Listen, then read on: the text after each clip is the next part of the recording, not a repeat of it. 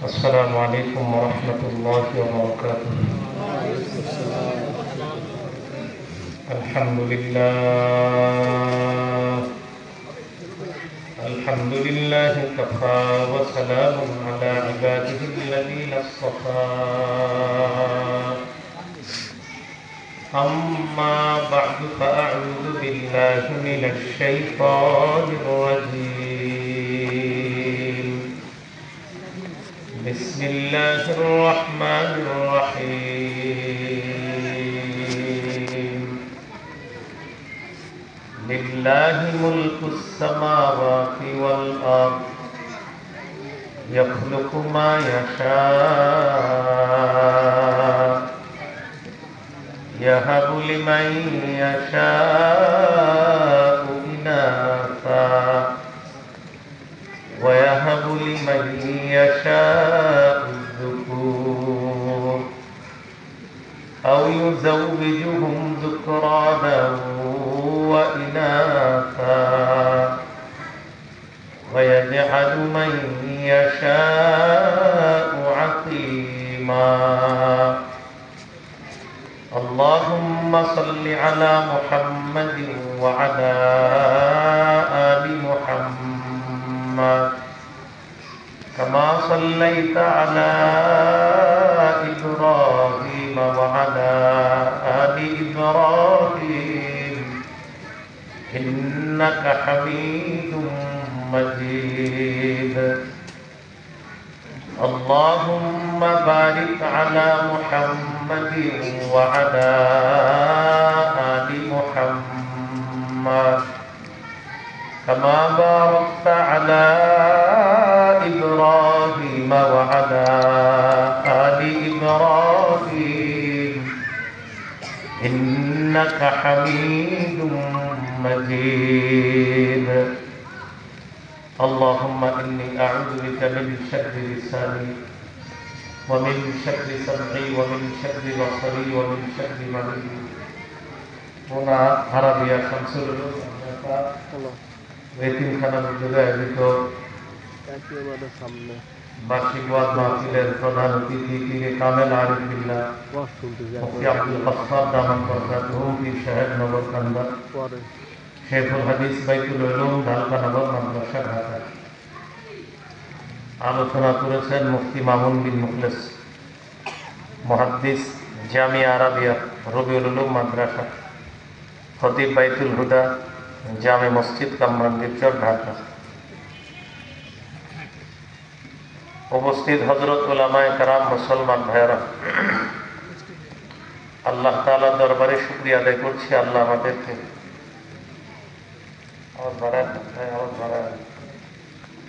এই মাহফিলে উপস্থিত হওয়ার আওয়াজ শুরুতে যেমন ছিল আওয়াজ বাড়াইছেন না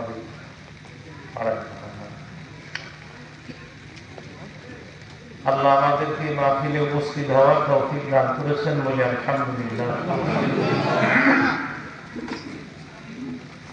কয়েকজন ভাইয়ের পক্ষ থেকে আবেদন করা হয়েছে আদর্শ সন্তান কিভাবে গঠন করা যায় এই ব্যাপারে কিছু কথা বলার জন্য। এই জন্য পবিত্র কোরআনে সূরাতুশ শুরা 49 নম্বর আয়াতে কারিমা তেলাওয়াত করেছে। এই আয়াতে আল্লাহ তাআলা সন্তান সম্পর্কে আলোচনা করেছেন।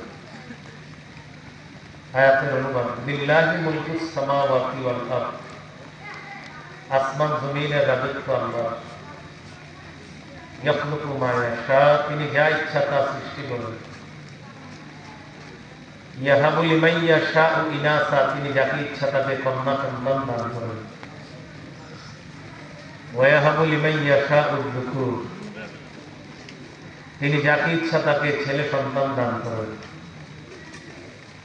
আও ইউযাউযিজুহুম যুকরানা ওয়া ইনাসা, তিনি যাকে ইচ্ছা ছেলে মেয়ে উভয়টা দান করেন।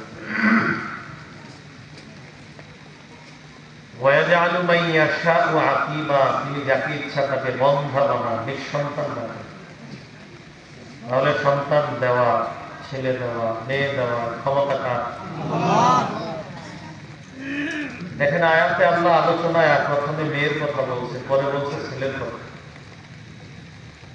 কিন্তু আমাদের সমাজে মেয়ে হইলে চেহারা কালো হয়, অথচ আল্লাহ সন্তানের সিরিয়াল আলোচনায় আগে কার কথা বলছে? মেয়ে। 14-12 নম্বর পৃষ্ঠা সূরাতুন নাহলের 58 নম্বর আয়াতে আল্লাহ বলেন, وَإِذَا بُشِّرَ أَحَدُهُم بِالْأُنثَى ظَلَّ وَجْهُهُ مُسْوَدًّا وَهُوَ كَظِيمٌ। কিছু মানুষ আছে তাদেরকে কন্যা সন্তানের সুসংবাদ দেওয়া হলে তাদের চেহারা কালো হয়ে যায়, তারা দুঃখে ভারাক্রান্ত হয়ে যায়। এই জন্য যার একজন কন্যা সন্তান আছে, এই এক কন্যা সন্তান যদি সে সঠিকভাবে লালন পালন করে, এই এক কন্যার কারণে আল্লাহ তাকে জান্নাত দিবেন। রাসূলুল্লাহ সাল্লাল্লাহু আলাইহি ওয়াসাল্লাম বলেন, মান উলিদাত লাহু ইবনাতুন ফালাম ইয়ালিদহা ওয়া লাম ইউলিদহা ওয়া লাম ইউক্তির ওয়ালাদাহু আলাইহা ইল্লা আদখালাহুল্লাহু বিহাল জান্নাহ।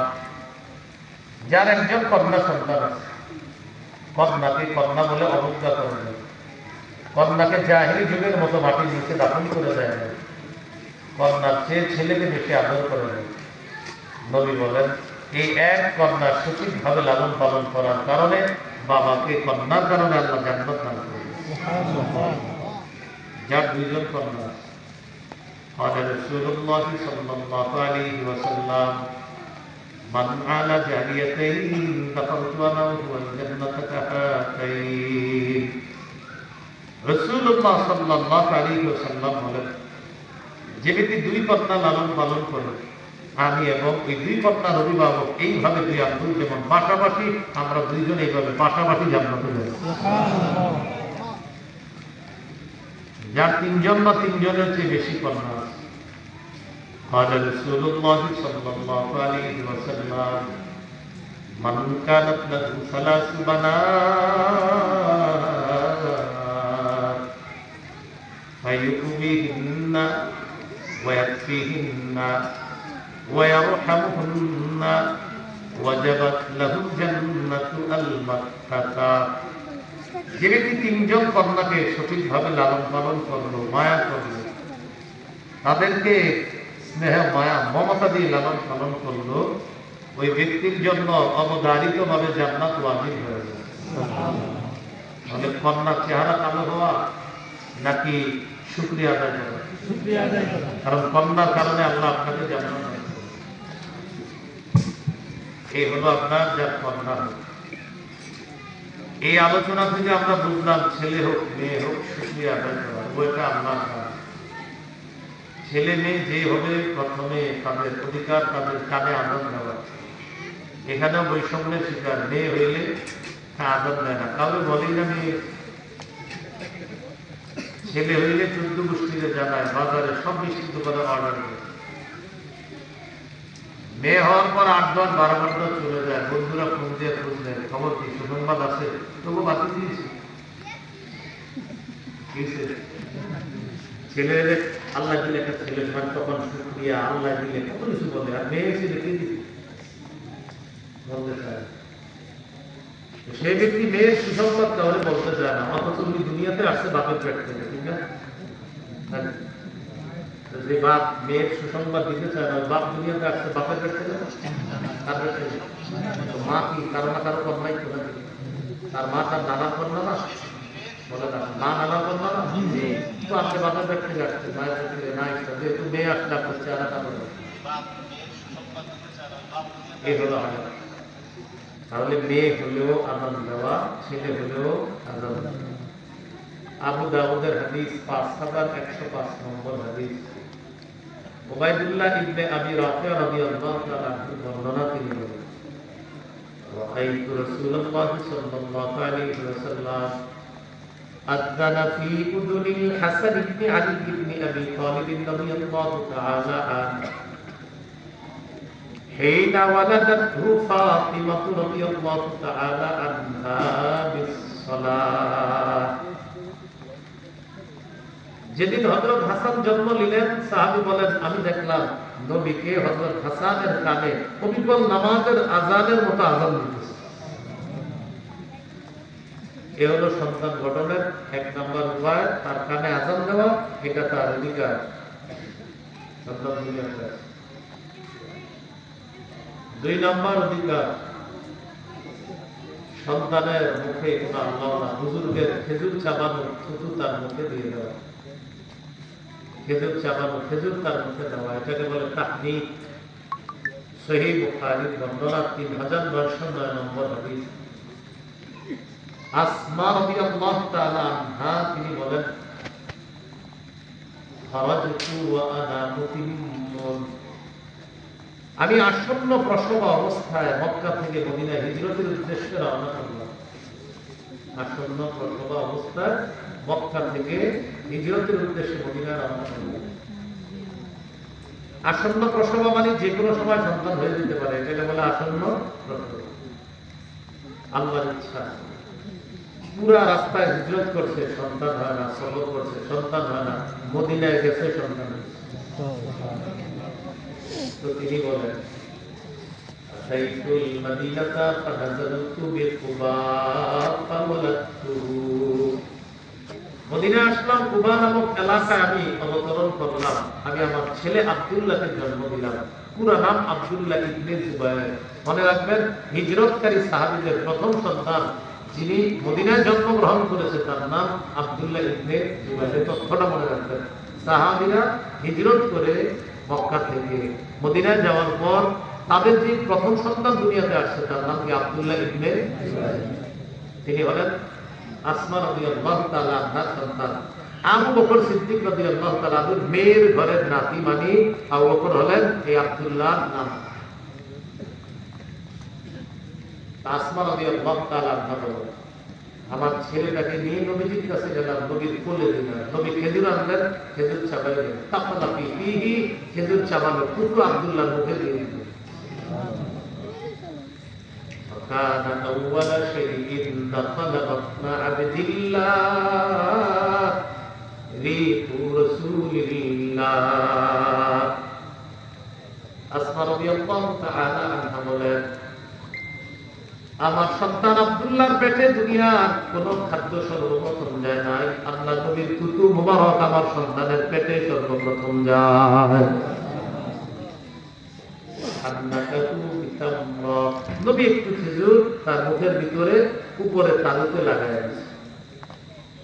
2 নম্বর হলো 2 নম্বর তাহনিক করা। 3 নম্বর, নবজাতককে আমরা যারা দেখতে যাব তার জন্য বরকতের দোয়া করা, মামা, চাচা, খালা, খালু, ফুফা, ফুফি।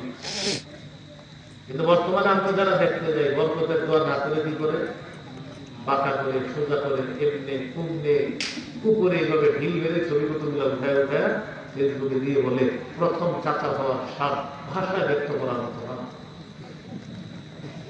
প্রথম বাবা হওয়ার অনুভূতি কিছু এক অব্যক্ত, আপনার অব্যক্ত একটা কথা যেটা আমার অন্তরে লুকিয়ে আছে, এটা শুধু অনুভব করা যায়, উপভোগ করা যায়, এটা ভাষায় ব্যক্ত করা যায় না। কিন্তু উনি এটাকে এখন অব্যক্ত হিসাবে রেখে দিয়েছে, ফেসবুকে লিখে দিয়েছে,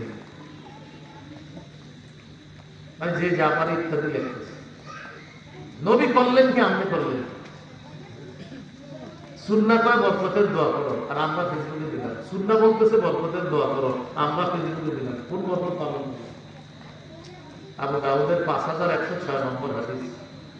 আয়েশা রাদিয়াল্লাহু তাআলা আনহা বর্ণনা তিনি বলেন, আনা রাসূলুল্লাহ সাল্লাল্লাহু আলাইহি ওয়াসাল্লাম কিতাবিস সিবিয়ান ফাদউ লাহুম বিল বারাকাহ।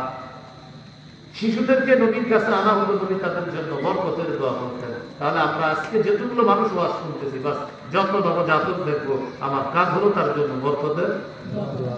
মনে থাকবে ইনশাআল্লাহ। সন্তান কান্না করলে তার কান্না থামায় দেওয়া, অধিকার প্রতিষ্ঠিত করা। একটা বাচ্চা কানলে ওর বেশিক্ষণ কান্না করতে না দেওয়া, এটা ওর অধিকার। বাচ্চা কাঁদলে বুঝায়, কিন্তু আমি কাঁদতেছি, আমার থামাবো না, আমার কান্না থামাবো না কেন, আমি অধিকার পাওয়া থামাবো। বাচ্চার মা নামাজে দাঁড়াইছে, বাচ্চার মা রান্নার কাছে আছে, বাচ্চার মা ডেকেছি দিতে গেছে, আপনি বাবা ঘরে আসেন, ওই টাইমে বাচ্চা কান্না করা শুরু করেছে। আপনি ওরে কোলে নিয়ে কান্না থামান। বর্তমান বাবা যারা আছে এদের তো সময় নেই কোলে নেব, কারণ উনিও চার কোনা নিয়ে ব্যস্ত আছে, প্রচুর ব্যস্ত। কোথায় তুমি খেলনা ফোনা বাচ্চা, আমি হ্যাঁ ব্যস্ত, খুব ব্যস্ত। সহিহ বুখারীর বর্ণনা 868 নম্বর হাদিস, রাসূলুল্লাহ সাল্লাল্লাহু আলাইহি ওয়াসাল্লাম বলেন, ইন্নী লা আকুমু ইলা সলাত ওয়া উরিদু আন উতাওবিলা ফিহা فأسمع بكاء الصبي فأتجوز في صلاتي كراهية أن أشق على أمه। নবী বলেন, আমি নামাজে দাঁড়াই লম্বা কেরাত করার নিয়ত করি, হঠাৎ কোনো শিশুর কান্নার আওয়াজ যদি নামাজের মধ্যে শুনতে পাই, আমি লম্বা কেরাত করার নিয়তটাকে পারলে সংক্ষিপ্ত কেরাত করি। সংক্ষিপ্ত কেরাতের মাধ্যমে আমি আমার নামাজ শেষ করি, কেননা আমার পিছনে যারা মুসল্লি তাদের মধ্যে শিশুর মাও আছে। আমার নামাজ যদি লম্বা হয়, শিশুর কান্না লম্বা হবে, মায়ের কষ্ট বাড়বে। নামাজ তাড়াতাড়ি শেষ করি যেন মা তার শিশুকে কোলে নিয়ে শিশুর কান্না থামিয়ে শিশুর অধিকার প্রতিষ্ঠিত করে দেয়। কান্না থামা, নবী বলেন আমি যারা সংক্ষিপ্ত করি শিশুর কান্না থামাবো। 6 নম্বর, 5 নম্বর আকিকা করা। قال رسول الله صلى الله عليه وسلم إن اليهود تعف عن الغلام ولا تعف عن الجارية تعف عن الغلام شاتين وعن الجارية شاتان। নবীজি বলেন, ইহুদিরা ছেলের আকিকা করত, মেয়ের আকিকা করত না। হে আমার উম্মত, তোমরা ছেলের পক্ষ থেকে 2টি ছাগল আকিকা করবা, মেয়ের পক্ষ থেকে 1টি আকিকা করবা। কারণ যদি সামর্থ্য কম থাকে, ছেলের পক্ষ থেকে 1টি ছাগল আকিকা করলেও আদায় হয়ে যাবে ইনশাআল্লাহ। নাসাই শরীফের হাদিস 4220 নম্বর হাদিস। قال رسول الله صلى الله عليه وسلم كل غلام رهين بعقيقته تذبح عنه يوم سابعه ويحلق رأسه। প্রত্যেক নবজাতক তার আকিকার সাথে আবদ্ধ। 7ম দিনে তার পক্ষ থেকে পশু জবাই করা হবে। 7ম দিনে তার মাথার চুলগুলা মুন্ডন করা হবে। মাথার চুল মুন্ডন করে একটা টিস্যুর মধ্যে নেবেন, অথবা যেইভাবে পারেন সংরক্ষণ করে এটা নিয়ে বাজারে যাবেন। স্বর্ণকারের দোকানে গিয়ে 1 পাল্লায় রূপা রাখবে, আরেক পাল্লায় আপনার 7 দিন বয়সী শিশুর চুল রাখবেন। এই চুল পরিমাণ রূপা আল্লাহ রাস্তায় সৎকা করে দেবে। একজন বছর বাবা যিনি হাত তুলছে সম্ভবত আলেন, বাকিরা করছে মাথা লাগান। এখন যাদের শিশুর এই কাজটা করেন নাই, অনুমান করে কিছু দিয়ে দিবে। 7 দিন বয়সী শিশুর চুলের পরিমাণ সর্বোচ্চ 1500-2000 টাকা রূপা হতে পারে। আমি বাড়াই দিচ্ছি, 1500 হবে না, রূপা এত টাকা রূপা হবে না। সম্ভবত আপনার 800-900-1000 টাকা রূপা হতে পারে। 1000 টাকা একটু বাড়াই দিন, যেহেতু আপনি দেন না, কি করেন যে আল্লাহ আমাকে ভুল হয়ে গেছে, একটু বাড়াই দিয়ে দিন। রাসূলুল্লাহ সাল্লাল্লাহু আলাইহি সাল্লাম তার মেয়ে ফাতেমা রাদিয়াল্লাহু তাআলা আনহাকে বললেন, ইয়া ফাতিমা ইহলিকি রাসা ওয়া তাসাদ্দাকি বিজিনাতি শা'রিহি ফিদ্দাতান। ফাতেমা হাসানের চুল মুন্ডন করবা, চুল পরিমাণ রূপা আল্লাহর রাস্তায় সদকা করে দিবা। আলী রাদিয়াল্লাহু তাআলা আনহু বলেন, ফাওয়াজানতুহু ফাকানা ওয়াজনুহু দিরহামান আও দিরহাম। আমি হাসানের চুল ওজন করলাম, চুলের পরিমাণ হলো 1 দিরহাম রূপা অথবা 1 দিরহামের কাছাকাছি রূপা। এই রূপা আমি আল্লাহর রাস্তায় সদকা করে দিলাম। 7 দিনে আকিকা করা, 7ম দিনে মাথার চুলগুলা মুন্ডন করা, এই চুল পরিমাণ রূপা আল্লাহর রাস্তায় সদকা করে দেওয়া। আল্লাহ আমাদেরকে আমল করার তৌফিক দান করুন, আমিন। এই হলো 5 নম্বর আকিকা করা।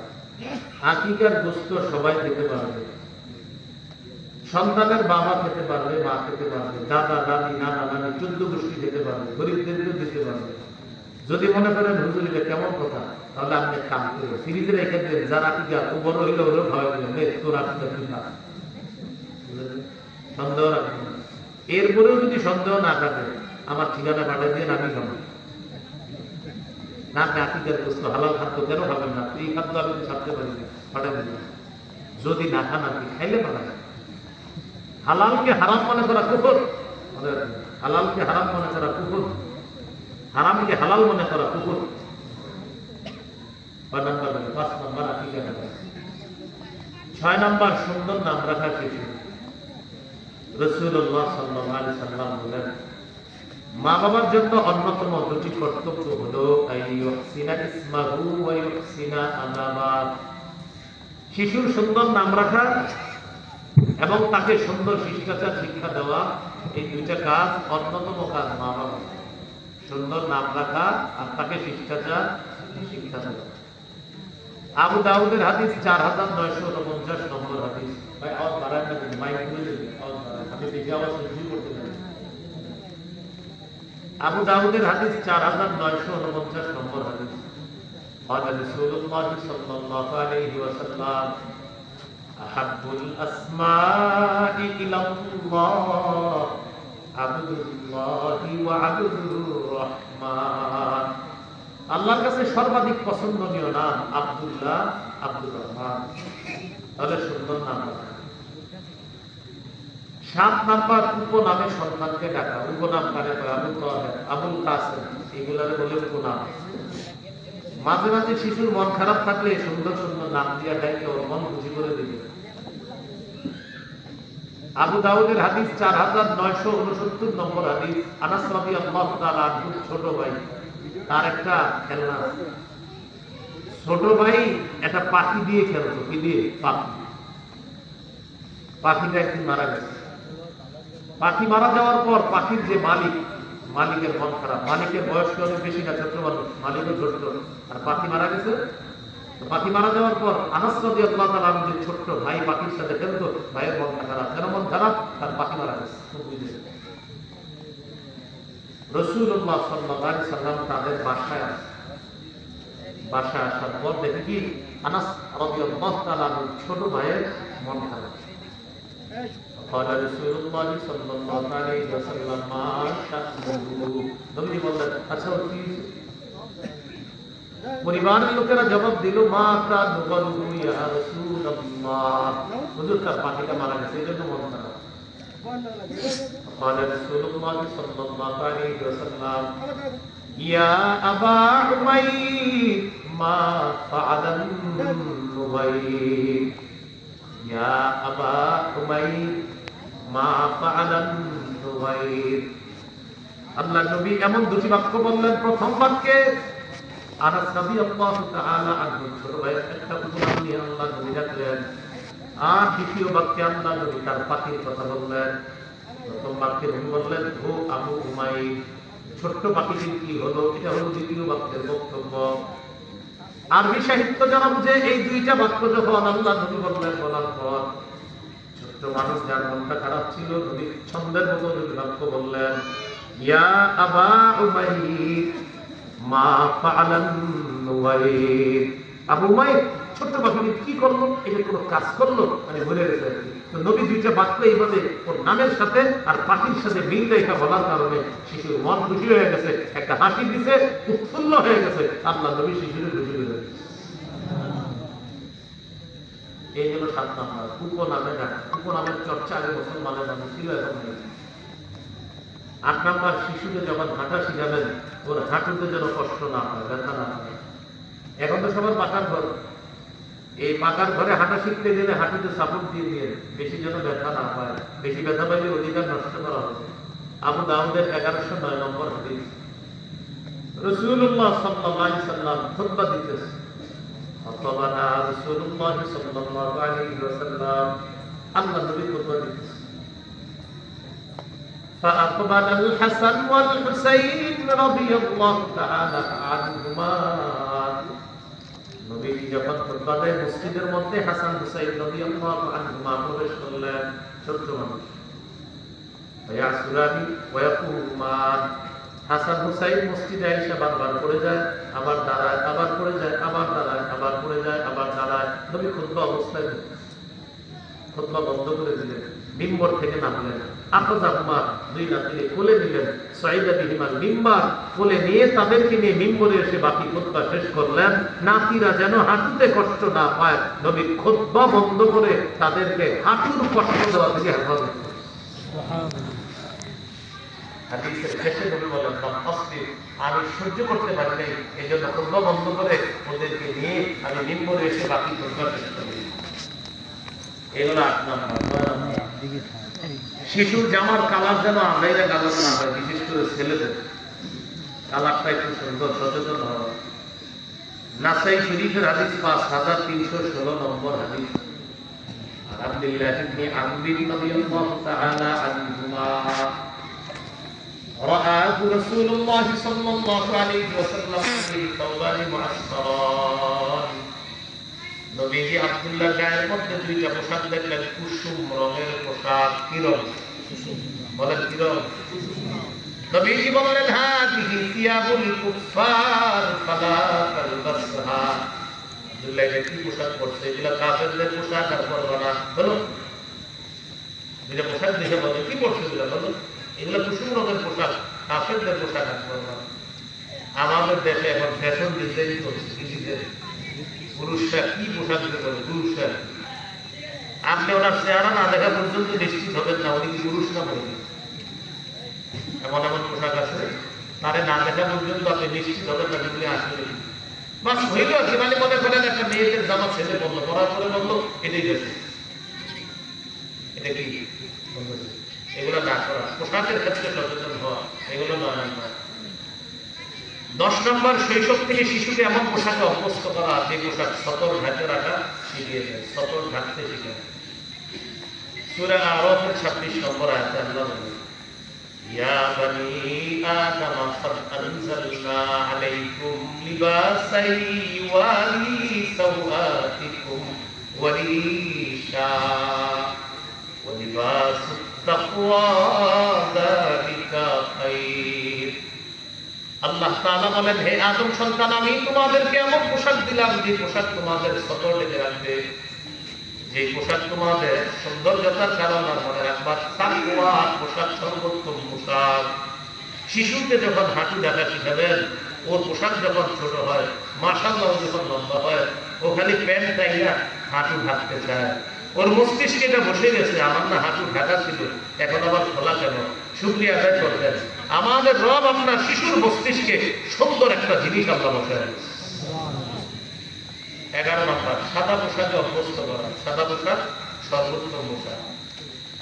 আবু দাউদের হাদিস 4061 নম্বর হাদিস। قال رسول الله صلى الله عليه وسلم البسوا من ثيابكم البياض فإنها خير ثيابكم।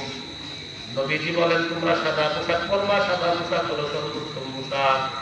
ওয়াকাফিনু ফিহা মাউতাকুম, আর তোমাদের মধ্যে যারা মারা যায় ওদেরকে সাদা পোশাক দিয়ে তোমরা কাফন দিবা।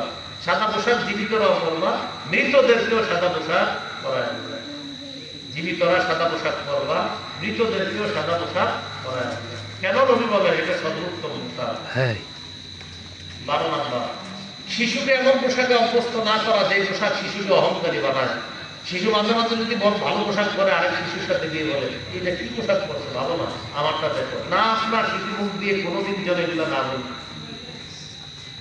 قال رسول الله صلى الله عليه وسلم كلوا واشربوا وتصدقوا والبسوا ما لم يخالف إسراف أو مقيلا।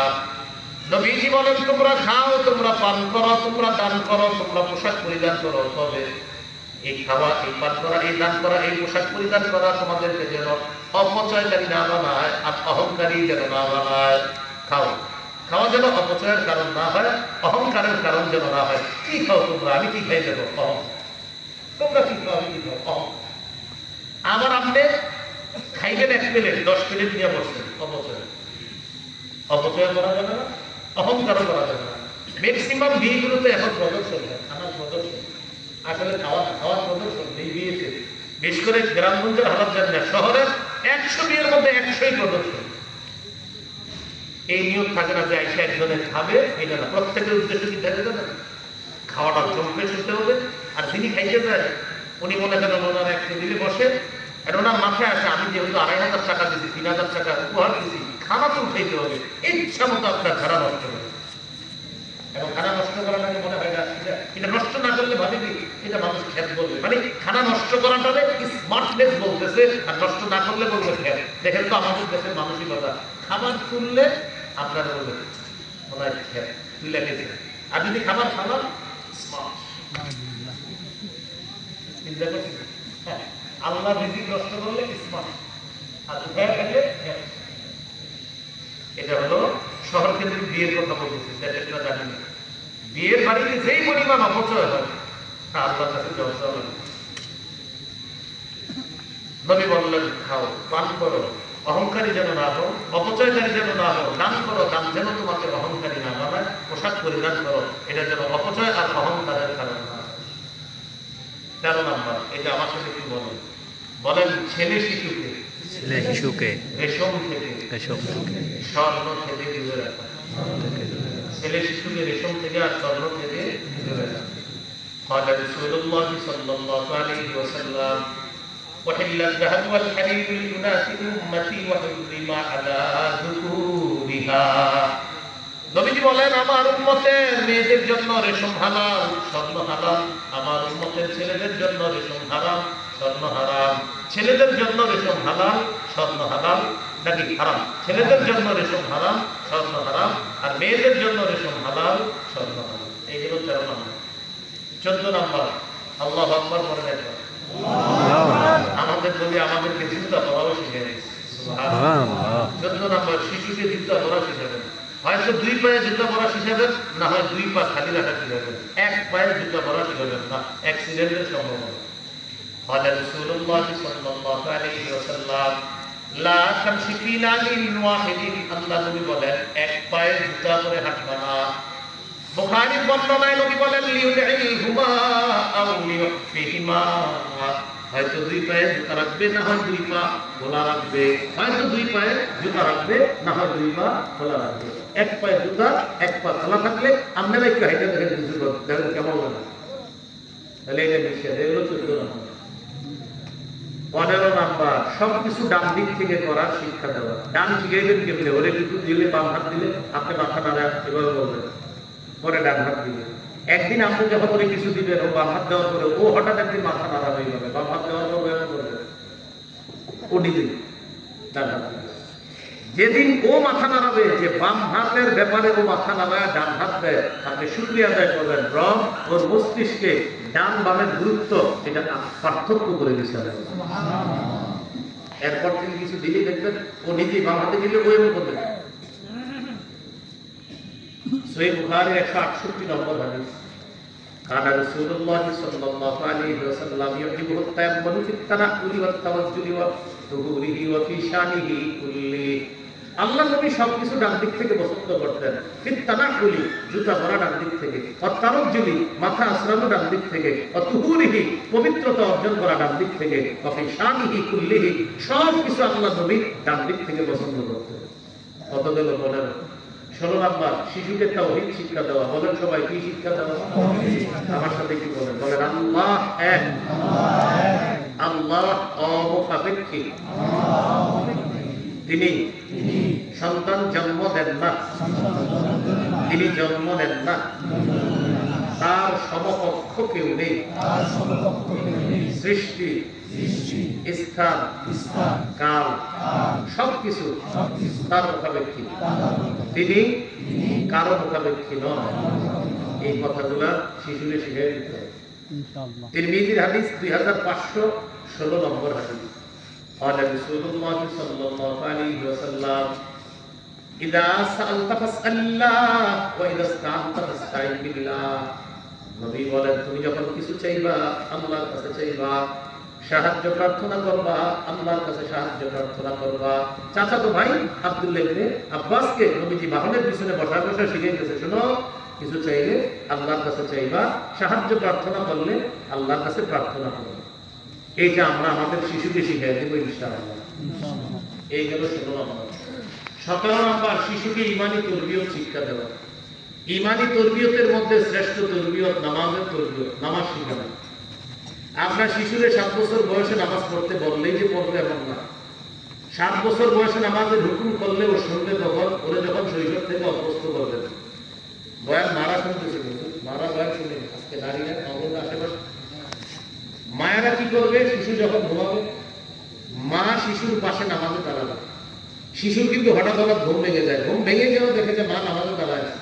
শিশুদের একটা অভ্যাস হলো, ওরা হঠাৎ নতুন কিছু দেখলে এটা ভালো মনে দেখে কিছুক্ষণ, এরপরে কান্নাকাটি শুরু করে, কিন্তু আগে দেখে আম্মা আজকে এইভাবে দাঁড়ায় বসে কেন, এইটাও ক্যালকুলেশন করবে। কান্না একটু বলে হজম শুরু করবে, কিন্তু আগে দেখে এই বিষয়টা কি হয়েছে। এইভাবে মা তার পাশে নামাজ পড়বে। বাবা যারা আছেন মাঝে মাঝে নফল নামাজ ঘরে পড়লেন, আমরা শিশু দেখবেন মাঝে মাঝে আপনার পাশে এসে দাঁড়াবেন। 1.5-2 বছরের শিশু দেখবেন পরনে কাপড় না থাকলেও টুপি একটা নিয়ে আপনার বাসায় এসে দাঁড়াচ্ছে। পরনে কাপড় নাই, 1.5-2 বছর। বাপ যারা আছেন ভালো করে যাবেন, এসে আপনার বাসায় দাঁড়াবে। এবার আপনার চেহারার দিকে তাকায় দিকে ছোট ধরে এই ছোট নাড়ানো শুরু করে দেবে। আপনি যখন রুকুতে যান, ও রুকুতে যায়, রুকুতে যাওয়ার পর ওই যে সুবহান রাব্বিয়াল আযীম পড়ছেন, এই সিনটা কিন্তু মাঝে মাঝে শোনা যায়। ও হঠাৎ রুকুতে শুনতেছে ওর বাপ কি জানি পড়ছে, ঘটনা কি বলবো এই বলে টাকা। ছোট মানুষ তো, ও তো আর এগুলো তাকাই কি হবে, দেখে কি ওর আব্বার ছোট ধরে, ওরও ছোট নাড়তে থাকে যাবে। এবার বাবা সালাম ফিরানোর পর তাসবিহ করবেন, বসে বসে আঙ্গুলের করগুলো করবেন। ও দেখবেন আঙ্গুলের কর করবে, আপনার চেহারার দিকে তাকা মুখও নাড়াইতে থাকবে। রবের শুকরিয়া আদায় করবেন যে আমার রব কত সুন্দর একটা বিষয় আমার সন্তানের মাঝে দিয়ে দিয়েছে। এই সন্তান যখন একটু বড় হবে, ওরে নামাজের আদেশ আপনি জোরে দিতে হবে না, ও এমনি নামাজে যাবে ইনশাআল্লাহ। قال رسول الله صلى الله عليه وسلم مروا أولادكم بالصلاة وهم أبناء 7 سنين واضربوهم عليها وهم أبناء 10 سنين। সন্তানের বয়স যখন 7 হয় নামাজের আদেশ করো, বয়স যখন 10 হয় প্রয়োজনে মৃদু আঘাত করো। কত হলো 17? 18 নাম্বারটা আমার সাথে বলতে হবে। বলেন মসজিদে শিশুর উপস্থিতি গুরুত্ব দেওয়া, তাড়িয়ে না দেওয়া। 5-6 বছরের শিশুরা মসজিদে গেলে অনেকে আছে এমন দূরে জবাব দেয় ওদেরকে, আর 2 মাসও মসজিদে আসে না। শিশু মসজিদ মুখী করেন, ওদেরকে নাস্তিকতা থেকে বাঁচাতে হবে, ওরে মসজিদ মুখী করেন। এখন কথা হলো ওরা দুষ্টামি করে মসজিদে গেলে, এটা সত্য কথা। এখন বুদ্ধি করবেন কি, মসজিদে শিশুদেরকে 5-6 জন একসাথে দাঁড়াতে দিবেন না। অভিভাবক আপনি আপনার শিশু আপনার পাশে দাঁড় করান, আরেকজন আরেক খাম্বার পাশে, আরেকজন আরেক দেয়ালের পাশে দাঁড়াবে। আপনারা রুকুতে গেলে ওরা ওদের নেটওয়ার্ক ঠিক রাখে, রুকুতে গেলে দুষ্টামি করতে পারে না, দূরে তো পরে বাহিরে গিয়ে বলে আমি আপনার পাশে দাঁড় করেছি। তাহলে এইভাবে আপনি মসজিদে ওদেরকে আটকান, মসজিদ থেকে দমক দিয়ে বের করে দিয়ে না। কেন? নবী ইমাম সাহেবদেরকে বলছে, ইমাম সাহেব আপনি যখন নামাজ পড়াবেন 4 শ্রেণীর মুসল্লিদের গুরুত্ব দিয়ে নামাজ পড়াবেন। কয় শ্রেণী? 4 শ্রেণী। রাসূলুল্লাহ সাল্লাল্লাহু আলাইহি ওয়াসাল্লাম ইযা আম্মা আহাদুকুমুন নাস ফালিয়ুখাফিফ। নবীজি বলেন তোমাদের কেউ যখন ইমামতি করবা, মানুষের নামাজ পড়াইবা, 4 শ্রেণীর মুসল্লিকে গুরুত্ব দিয়ে নামাজ সহজ করবা। বলেন তো নবী ইমাম সাহেবকে বলছে কয় শ্রেণীর মুসল্লিকে গুরুত্ব দিতে? 1 নাম্বার ফাইন্না ফীহিম আদ-দাঈফা, মুসল্লিদের মধ্যে দুর্বল মুসল্লি আছে। কি আছে? দুর্বল। 2 নাম্বার মারিদ, অসুস্থ মুসল্লি। 3 নাম্বার সাবির, শিশু মুসল্লি। বলেন শিশু মুসল্লি, বলেন শিশু। তো শিশুর কথা নবী বলছেন, আপনি যদি বের করে দেন তো নবীর হাদিস রাখবেন কই? আপনার দরকার মধ্যে বলো। নবী বললেন ইমাম সাহেব আপনার কিছু কিন্তু শিশু আছে, তো নবীর হাদিস দ্বারা বোঝা যায় শিশু মসজিদে থাকবে, আপনি যে বের করে দিলেন না। আমাদের বুঝলেন আপনারা, সমস্যা নেই, বুঝলেন না, আপনার কথা মানি না, আমি না তো নবী বলতে। ইমাম সাহেব নামাজ সহজ করেন, আপনার পিছনে 3 নাম্বার মুসল্লি হলো শিশুরা, 4 নাম্বার আল কাবীর ও বৃদ্ধরা। 4 শ্রেণীর দুর্বল। প্রথম হলো দুর্বল, সে তো দুর্বল। 2 নাম্বার অসুস্থ, সে দুর্বল। 3 নাম্বার শিশু, শিশু তো দুর্বল, যে কোনো সময়